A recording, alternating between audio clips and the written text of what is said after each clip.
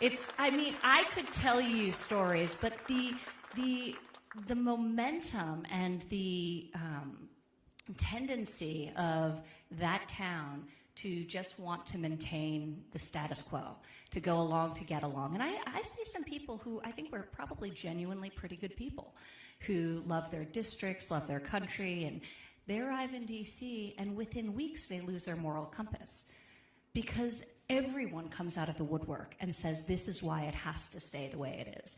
And he doesn't bend to that. You need someone to get something done in a town where any small change is like turning a tanker.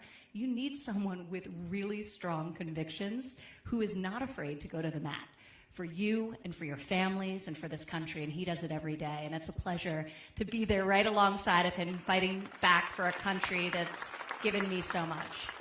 So it's incredible now, this time around, as opposed to on 2016, where he had such a strong vision for what he wanted to get done, to now see people having benefited from that agenda and knowing how much more is left to do and the difference that will make. It's extraordinary. So it's a lot of fun.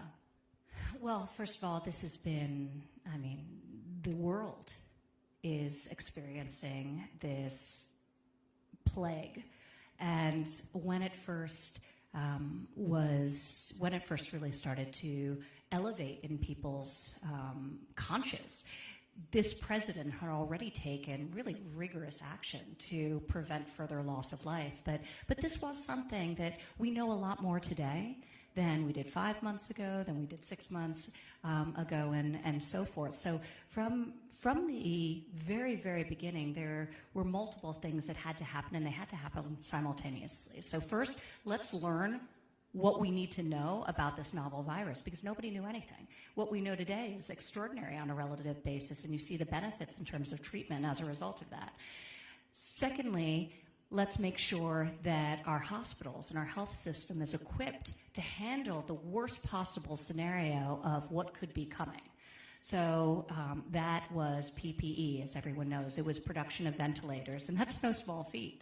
I was with Mary Barra, the head of General Motors in Detroit, just a couple of weeks ago, and they changed several of their factories to create ventilators at the president's request. And she was telling me about some of the complexities of a ventilator, which I can tell you that if there wasn't this massive public-private mobilization, we would never have been able to build up a totally depleted stockpile of these very complicated pieces of machines. So she was telling me that when she had all of her scientists from around the globe descend to try and take apart this ventilator, reconstruct it, and figure out how to do it at scale, they found that the most complex part of the ventilator was very, very similar to the transistor of a car. And she said that was pure luck. So it enabled them to very quickly scale what they were able to produce, and a lot of other car companies stepped in and did the same. So examples like that the federal government acting in isolation, we would have never realized that or been able to replicate it. So the combination of dealing with the medical needs, getting therapeutics going, which is extraordinary. I mean, we have the lowest mortality rate of just about any country in the world because of the quality of treatment in our hospitals and because of the quality of the therapeutics that are now available. And I think my father is one of the great examples of that. So, as he likes to say, you may not have noticed, but he is a senior. Don't tell anybody. Don't tell anyone. And he's got a bit of energy this week, so it's and that was very scary. So for me as his daughter on a personal level, I shared the same fear and anxiety as millions of people across the country who somebody they love contracted this terrible virus. But I saw him fight through it. So on the medical front, there were so many things that had to be done simultaneously. But then at the same time, he was able to get Congress to approve $4 trillion with a T, $4 trillion of relief. $6 billion of which went in direct payments to the people of Arizona, as one example.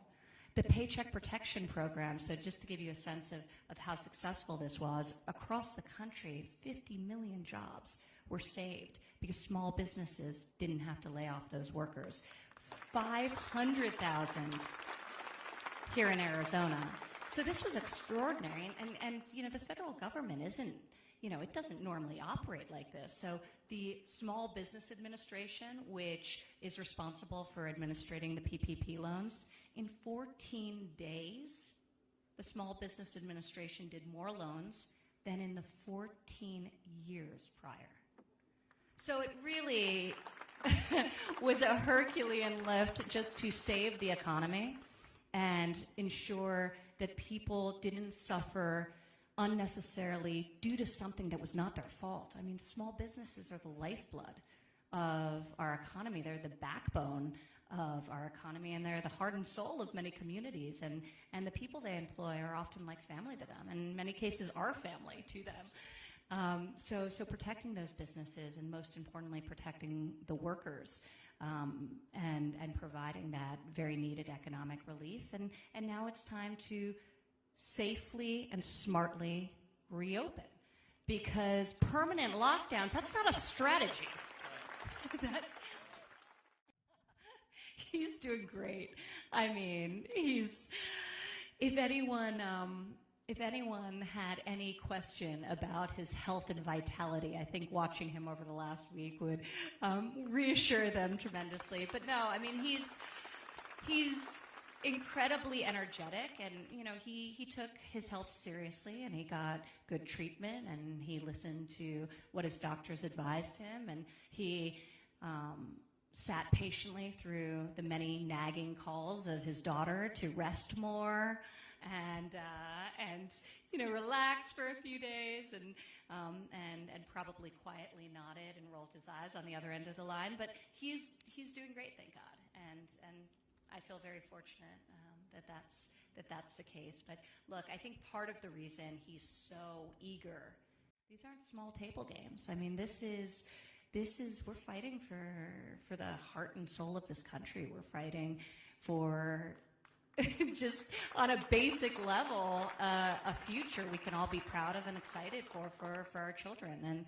And he also he knows what he's done and how he wants to cement that with another 4 years. He talks about it being like a tree that has to take root.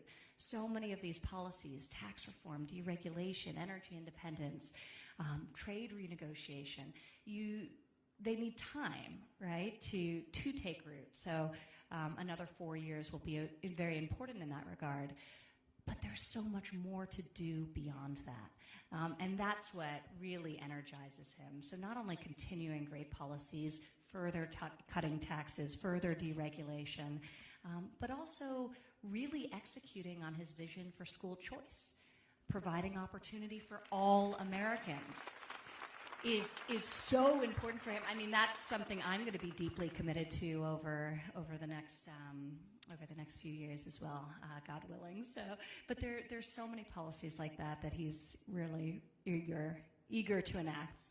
Well, he was really touched by it. I mean, sure. And whether it was the men and women outside of Walter Reed, or just the expressions of love and prayers he felt from Americans across the country, it really touched him and moved him very much, and Melania as well. So it was really nice.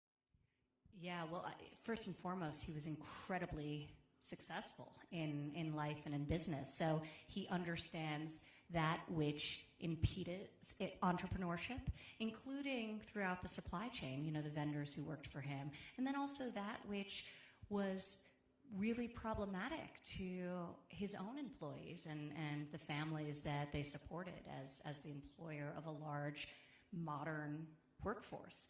So it enabled him a much more real and close and attuned perspective on the economy as both this large employer and an innovator himself.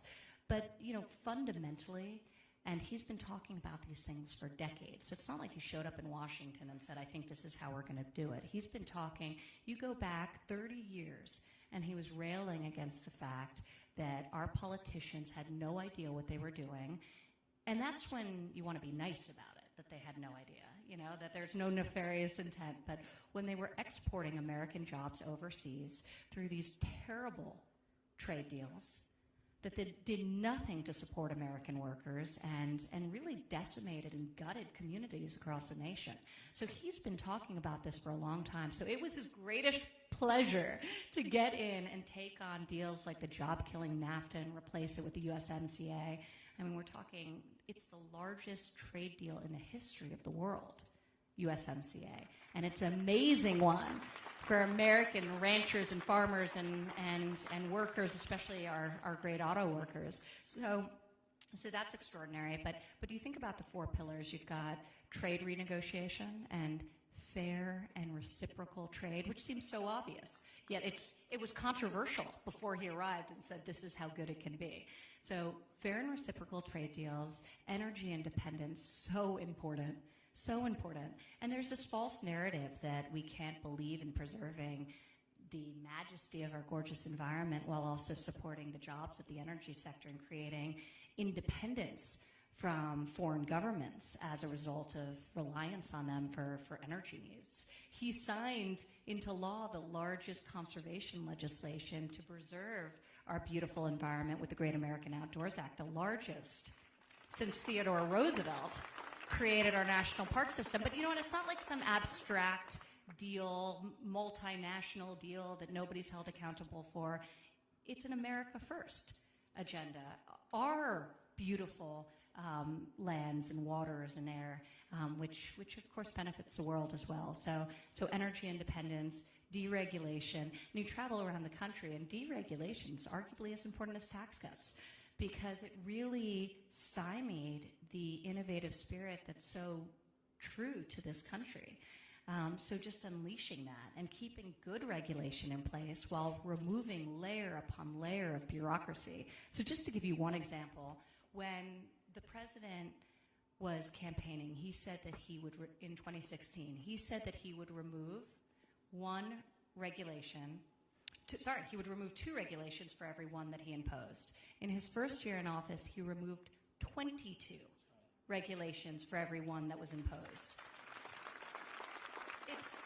So that's been extraordinary. And then, of course, tax cuts. I mean, you noted the record low unemployment rates across every demographic. But what's really exciting is seeing how people who had been marginalized, because wages started to rise, because employers were getting more creative about how they were hiring and investing in the talents of those who had been on the sidelines of the economy. Because of that, you had in 2019 72% of all new jobs secured by Americans who are completely outside of the workforce, not even on unemployment.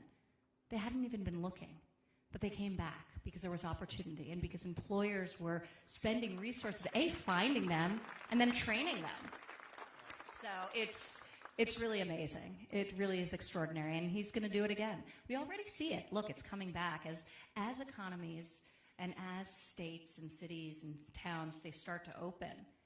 You see it just shoot up like this. So it is there. All of this stuff, all of those 4 pillars created a foundation for success that exists right now at this moment.